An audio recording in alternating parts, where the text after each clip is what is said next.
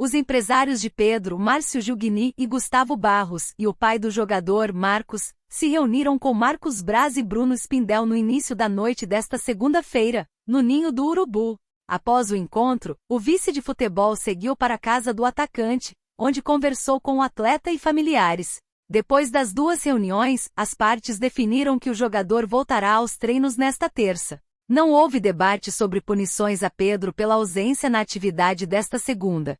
Mas Sampaoli conversa com o elenco, e maioria dos jogadores reprova a ausência de Pedro. Os encontros ocorreram horas após Pedro faltar ao treino da manhã desta segunda. Assim como o restante do elenco, o jogador era esperado às 9 horas no Ninho, mas não compareceu. No início da tarde, ele justificou sua ausência com a alegação de que sentia dores no rosto e não estava confortável. No sábado, Pedro levou um soco do preparador físico Pablo Fernandes no vestiário do Independência, logo após a vitória do Flamengo sobre o Atlético Mineiro por 2-1.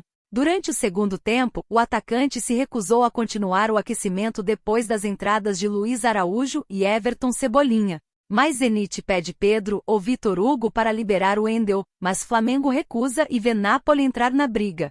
Pablo Fernandes se irritou com a atitude do jogador e lhe deu um soco depois da partida. O clube decidiu pela saída do preparador físico, que apresentou pedido de demissão. Ainda no domingo, a diretoria decidiu punir Pedro com uma multa por ter se recusado a seguir no aquecimento.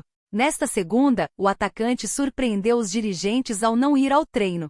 Ainda na madrugada de domingo, Pedro publicou um texto no Instagram no qual lamentou a agressão sofrida e disse que sofreu covardia psicológica nas últimas semanas. No treino desta segunda sem Pedro, Jorge Sampaoli conversou pela primeira vez com o elenco sobre a agressão de seu ex-preparador físico.